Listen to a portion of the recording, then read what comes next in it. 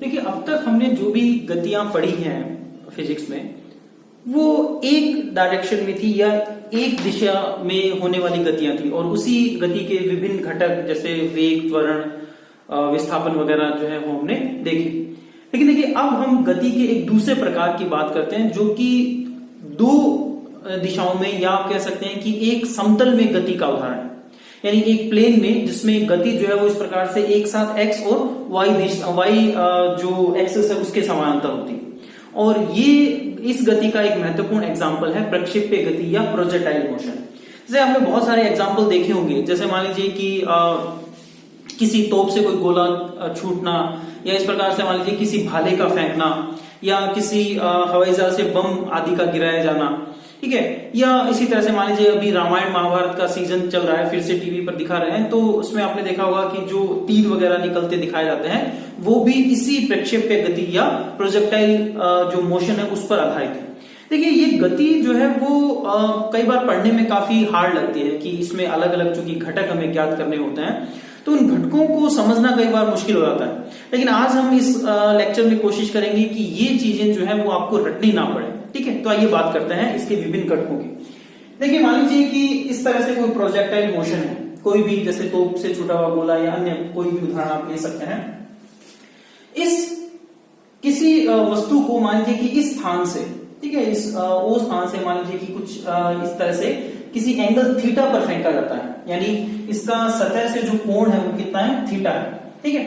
और इसको जो प्रारंभिक वेग दिया गया है वो है u, ठीक है। तो दो चीजें ध्यान रखिए, एक तो u इसका प्रारंभिक वेग है और दूसरा इसे थीटा कोण पर फेंका गया है। देखिए, कुछ समय बाद जो वस्तु है वो इस प्रकार से ऊंचाई पर जाते हुए एक समय के बाद में अधिकतम ऊंचाई पर पहुंचती है, यानी उसके बाद उसकी जो ऊंचाई है वो बढ़ना बंद हो जाती है। तो इस पॉइंट पर जहां पर वस्तु वापस नीचे की ओर गति करने लगेगी या इस प्रकार से उसकी ऊंचाई कम होने लगेगी, उस पॉइंट को, ठीक है, हम कहेंगे उसकी अधिकतम ऊंचाई, या इसे हम h से लिखेंगे। और कुछ समय बाद वस्तु जो है इस प्रकार से गति करते हुए एक स्थान पर आकर के गिर जाएगी। तो इस प्रकार से जहां से वस्तु फेंकी गई थी और कहां तक ये वस्तु गिरी है, ठीक है, तो ये जो सीधी दूरी है इसे हम कहते हैं इसकी रेंज या परास। अब इस तरह हम देखते हैं कि इस प्रारंभिक पॉइंट से यहां तक पूरे अपनी इस गति के दौरान वस्तु कितने समय में या कितने समय तक हवा में रही या कितने समय तक वो गति करती रही, ये इस गति में जो लगने वाला समय है, टोटल समय है, उसे हम कहते हैं उड्डयन काल, यानी टाइम ऑफ फ्लाइट। तो इस तरह से इस प्रक्षेप्य गति में हम अलग अलग प्रकार के जो घटक है उनको ज्ञात करते हैं। देखिए, अब इनके सीधे फॉर्मूले रखने से बेहतर है हम इनको थोड़ा सा समझ लेते हैं। देखिए, इसमें सिर्फ आपको जो सबसे महत्वपूर्ण बात ध्यान रखनी है वो है इस u के फैक्टर। देखिए, u जो है वो इस प्रकार से जब इस डायरेक्शन में फेंका जाता है तो u में दो घटक एक साथ मिले हुए हैं। एक घटक जो कि इसकी या वस्तु की ऊंचाई बढ़ा रहा है या वस्तु को इस प्रकार से जो है सतह से ऊपर की ओर ले जा रहा है, उसे हम कहते हैं u sin थीटा। वो कौन सा घटक है, u sin थीटा। इसी तरह से वो घटक जो वस्तु को इस प्रकार से क्षैतिज रूप से गति करवा रहा है उसे हम कहते हैं u cos थीटा। बस इन्हीं दो फैक्टर्स के बेस पर ये पूरी प्रोजेक्टाइल जो है वो सॉल्व हो जाती है। कैसे, देखते हैं। देखिए, इस प्रोजेक्टाइल मोशन में वस्तु को ऊपर की ओर ले जाने वाला जो वेग है वो है u sin थीटा, ठीक है। और ये u sin थीटा एक पॉइंट पर पहुंच करके यहाँ पर u sin थीटा का जो मान है वो 0 हो जाता है, यानी इस पॉइंट पर जो वेग है वो कितना हो जाएगा, 0 हो जाएगा, ठीक है। क्योंकि यहाँ पर वस्तु इस प्रकार से ऊपर की ओर गति नहीं कर पाएगी, इसका मतलब वहां में उसमें जो है इस प्रकार से ऊपर की ओर ले जाने वाला जो फैक्टर है वेग का वो 0 हो गया। उसके बाद में वस्तु में u cos थीटा बना रहता है, जिसकी वजह से वो आगे की ओर गति करती है। तो देखिए, यहां से यहां तक पहुंचने का जो समय है जिसे हम कहते हैं चढ़ाव का समय, यानी वस्तु अपने अधिकतम ऊंचाई तक जब पहुंचेगी तो उसको कितना समय लगेगा, उसे हम कहते हैं चढ़ाव का समय, या इसे टाइम ऑफ एसेंट भी कहते हैं, TA से लिखते हैं। तो इसको हम ज्ञात करते हैं गति के पहले समीकरण से, यानी v बराबर u प्लस AT, ठीक है। अब देखिए, v यानी फाइनल वेलोसिटी इस पॉइंट पर, यहां पर जहां पर वस्तु अपनी अधिकतम ऊंचाई तक पहुंच चुकी है, वहां पर अंतिम वेग कितना हो गया, 0 हो गया, जो उसे ऊपर की ओर नहीं ले जा रहा है, और उसमें जो एक तरफ ऊपर की ओर ले जाने वाला वेग कितना है, 0 हो गया। तो u यानी जब यहां पर ये फेंकी गई थी तब उसमें ऊपर की ओर ले जाने वाला वेग कितना था, u sin थीटा। यहाँ पर हम a की जगह हम गुरुत्वीय त्वरण रखेंगे, और चूंकि गुरुत्वीय त्वरण का मान हमेशा पृथ्वी की या पृथ्वी के केंद्र की ओर होता है, या सॉरी उसकी दिशा जो है वो पृथ्वी के केंद्र की ओर होती है, तो जब वस्तु ऊपर की ओर जा रहा है तो उस पर गुरुत्वीय त्वरण का मान जो है वो नीचे की ओर लग रहा है, इसका मतलब उसकी दिशा जो है वो नेगेटिव है, इसलिए हमने यहाँ पर लिखा नेगेटिव g और TA। तो इस इक्वेशन को सोल्व करेंगे तो हमारे पास में चढ़ाव का जो समय आएगा वो आएगा t बराबर u sin theta upon g। देखिए अब इस पॉइंट से यहां तक की जो दूरी तय की गई, या यहां तक जो इतना दूरी तय करने में जो समय लगा, उसे हम कहते हैं ढलान का समय। यानी वस्तु अपनी अधिकतम ऊंचाई से जब आगे पृथ्वी की सतह तक पहुंचती है तो उसे हम कहते हैं ढलान का समय। देखिए जो वस्तु के जो चढ़ाव और ढलान का समय जो है वो एकदम या दोनों एक दूसरे के बराबर होते हैं, और इसे हम जो इस प्रकार से ऊर्जा संरक्षण के नियम से जो है वो बता सकते हैं। लेकिन आप यहाँ पर इतना देखें कि जो चढ़ाव और उतार का जो समय है या ढलान का समय है वो दोनों बराबर होते हैं। अगर हम इन दोनों समय को जोड़ दें तो हमें टोटल उड्डयन काल, यानी यहां से लेकर के यहां तक जो एक तरह से जितना समय लगा है वो हम ज्ञात कर सकते हैं। यानी अगर हम चढ़ाव के समय और ढलान के समय को जोड़ दें तो हमें जो है टोटल उड्डयन काल ज्ञात हो जाता है। हम टोटल जो उड्डयन काल है वो ज्ञात कर सकते हैं, टाइम ऑफ फ्लाइट जिसे कहते हैं, यानी चढ़ाव का समय और ढलान का समय दोनों को जोड़ दीजिए, TA प्लस TD, तो u sin theta plus u sin theta upon g, ये हो जाएगा t बराबर 2u sin theta upon g। तो ये उड्डयन काल का फॉर्मूला आता है 2u sin theta upon g। इसी तरह देखिए हम इस प्रोजेक्टाइल मोशन में वस्तु द्वारा प्राप्त अधिकतम ऊंचाई ज्ञात कर सकते हैं। कैसे? देखिए वस्तु को ऊपर की तरफ ले जाने वाला जो वेग का फैक्टर है वो है u sin थीटा, ठीक है, और ये यहां तक कितना हो जाता है, शून्य हो जाता है। उसके बाद जैसा कि हमने पहले बात की कि वस्तु जो है वो इस प्रकार से आगे की ओर बढ़ती है, लेकिन उसकी ऊंचाई जो है वो कम होती जाती है। तो देखिए इसको अधिकतम ऊंचाई को ज्ञात करने के लिए हम जो गति का जो तीसरा समीकरण है, ठीक है, अभी हमने पिछले लेक्चर में बात की थी, तो उसके बेस पर हम v square minus u square बराबर 2as जो गति का तीसरा समीकरण था उसको लेकर के, ठीक है, हम यहाँ पर जब वैल्यू रखते हैं तो जो v है, जो अंतिम वेग है इस पॉइंट पर, अधिकतम ऊंचाई जहां पर प्राप्त हुई है वो 0 हो जाएगा u sin थीटा। प्रारंभिक वेग यानी u का वो फैक्टर जो वस्तु को ऊपर की ओर ले जा रहा था वो था u sin थीटा, ठीक है, और यहाँ पर जो 2as a यानी गुरुत्वीय त्वरण हम यहाँ रखेंगे, लेकिन चूंकि गुरुत्वीय त्वरण जो है उसकी दिशा पृथ्वी के केंद्र की ओर है तो वो यहाँ पर जो है वो नेगेटिव लेंगे। नेगेटिव होने का मतलब उसकी दिशा जो है वो वस्तु की ऊंचाई के विपरीत है, ठीक है, और इसी तरह से विस्थापन की जगह हम यहाँ पर लेंगे h अधिकतम ऊंचाई।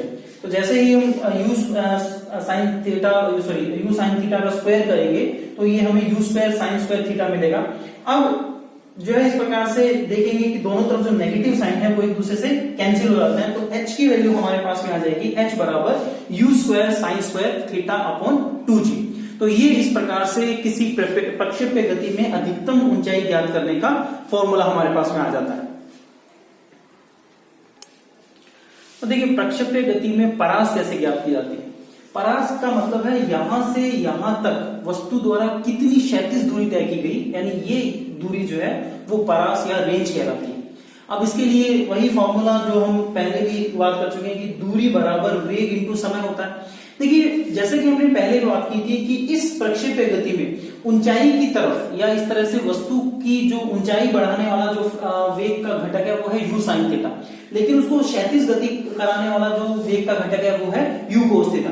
अभी चूंकि हमने क्षैतिज दूरी की बात की है या अभी हमें परास ज्ञात करनी है, तो अभी हम कौन सा फैक्टर लेंगे, u cos थीटा। अभी तक हम ऊंचाई वगैरह की बात कर रहे थे तो वहां हमने u sin थीटा लिया था।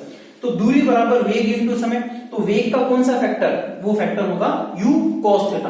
तो जो दूरी रेंज बराबर u cos theta into t यानी वो टोटल समय जो इस पूरे जो है एक तरह से गति के दौरान लगा है, और उसके लिए अभी हमने इस समय को कहा था उड्डयन काल, यानी टोटल समय जो इस प्रकार से पूरी प्रोजेक्टाइल मोशन में लगा है। तो t की वैल्यू अभी हमने पिछले जो एक तरह से पॉइंट में ज्ञात की थी कि t बराबर 2u sin theta upon g होता है। तो t की वैल्यू जब हम यहां पर रखेंगे तो r बराबर u cos theta into 2u sin theta upon g हो जाएगा। अब देखिए u और u गुणा होकर के u स्क्वायर बन जाएगा, और जो 2 sin थीटा cos थीटा है इसको ट्रिग्नोमेट्री में हम एक और टर्म से रिप्लेस कर सकते हैं और वो होती है sin 2 थीटा। यानी 2 sin थीटा cos थीटा की जो वैल्यू होती है वो कितनी होती है sin 2 थीटा। तो हमारे पास जो रेंज या परास आ जाती है वो है u square sin 2 theta upon g। तो इस तरह से हम इस प्रोजेक्टाइल मोशन में उसकी जो परास है, रेंज है, वो ज्ञात कर सकते हैं। अब प्रोजेक्टाइल मोशन के जो कुछ महत्वपूर्ण घटक है उनको फिर से देख लेते हैं। देखिए अधिकतम ऊंचाई, ठीक है, यहां तक जो है इस प्रकार से इस बिंदु से जो सतह से जो ऊंचाई है वो कितनी है u square sine square theta upon 2g। इसी तरह से उड़ीयन काल यानी टोटल जो एक तरह से गति के दौरान कितना समय लगा वो उसका उड़ीयन काल कहलाएगा और ये होगा t बराबर 2u sine theta upon g। और इसी तरह से वस्तु द्वारा कितनी परास या कितनी दूरी तय की गई, क्षैतिज दूरी, वो उसकी परास कहलाएगी। तो r बराबर u square sine 2 theta upon g कहलाएगा। तो इस प्रकार से ये प्रोजेक्टाइल मोशन के विभिन्न जो घटक हैं और ये किस तरह से ज्ञात किए जाते हैं वो अभी हमने बात की। अब प्रोजेक्टाइल मोशन में एक और पॉइंट देख लेते हैं। देखिए कई बार पूछा जाता है कि किसी प्रोजेक्टाइल मोशन में अधिकतम परास जो है वो कौन से एंगल पर फेंकने से हो सकती है। तो इसके लिए देखिए अधिकतम परास को अगर हम ज्ञात करना चाहें r मैक्स, तो फॉर्मूला तो वही है u square sine 2 theta upon g। देखिए ये अधिकतम कब होगा, जब हम साइन का जो मान है वो अधिकतम रखते हैं या साइन की वैल्यू अगर हम 1 रखते हैं तो हमारे पास में इस प्रकार से r मैक्स हो जाएगा। तो ये कब हो सकता है, जब साइन का मान यहाँ पर इस प्रकार से 90 हो, ठीक है, 90 होना चाहिए, क्योंकि साइन 90 का जो मान है वो कितना होता है 1 होता है। क्योंकि यहाँ पर 2 थीटा है तो थीटा अगर हम यहाँ पर 45 रख देते हैं तो डबल होने पर वो साइन 90 बन जाएगा और साइन 90 की वैल्यू कितनी होती है 1। तो इस प्रकार से अगर थीटा अगर हम क्या रख देते हैं 45 रख देते हैं तो साइन 2 थीटा यानी 45 इंटू 2 साइन 90 हो जाएगा, उसकी वैल्यू कितनी हो जाएगी 1। तो r मैक्स कितना हो जाएगा u स्क्वायर अपॉन g। ये r का अधिकतम मान है जो कब मिलता है, जब थीटा बराबर कितना हो 45 डिग्री। अब अगर कोई वस्तु थीटा 45 डिग्री से फेंकी जाती है या एक तरह से जो है 45 डिग्री के कोण से फेंकी जाती है, तब उस वस्तु का जो परास है वो अधिकतम होता है। तो उस अधिकतम परास की स्थिति में वस्तु ने कितनी ऊंचाई तय की है उसको अगर हम ज्ञात करें कि r मैक्स पर जो है h कितनी होगी, तो h के लिए formula u square sine square theta upon 2g, ठीक है। तो अब r चूंकि मैक्स जो है वो हमें किस पर मिला था, थीटा बराबर 45 डिग्री पर। तो इस 45 डिग्री का वैल्यू हम अगर यहाँ रखेंगे तो साइन 45 की वैल्यू होती है 1 अपॉन रूट 2, ठीक है। इसका स्क्वायर करेंगे तो ये 1/2 हो जाएगा और 2 इंटू 2 करके 4g, ठीक है। तो h बराबर u स्क्वायर अपॉन 4g। देखिए u स्क्वायर अपॉन g बराबर क्या था, r मैक्स। तो h और r मैक्स में अगर हम रिलेशन देखें तो h बराबर, ठीक है, r मैक्स अपॉन 4 हो जाएगा। यानी अधिकतम परास जब होता है तो उसकी ऊंचाई या वस्तु की जो ऊंचाई है वो उसकी परास की 1/4 होती है, ठीक है। तो इस प्रकार से जो प्रोजेक्टाइल मोशन में अधिकतम परास ज्ञात किया जाता है। इसी प्रकार प्रोजेक्टाइल में एक अन्य फैक्ट देख लेते हैं कि देखिए अगर किसी वस्तु को थीटा से या 90 माइनस थीटा से फेंका जाए तो दोनों स्थितियों में उसकी परास जो है वो समान होगी। जैसे मान लीजिए थीटा जो है वो 30 डिग्री, तो 90 माइनस थीटा यानी 90 माइनस 30 कितना होगा 60 डिग्री। यानी 60 और 30 या इन दोनों थीटा के मान, दोनों कोणों के लिए परास जो है वो समान होगी, ठीक है। तो एक इंपॉर्टेंट फैक्ट है कि थीटा और 90 माइनस थीटा के लिए जो परास है वो क्या होती है, समान रहती है।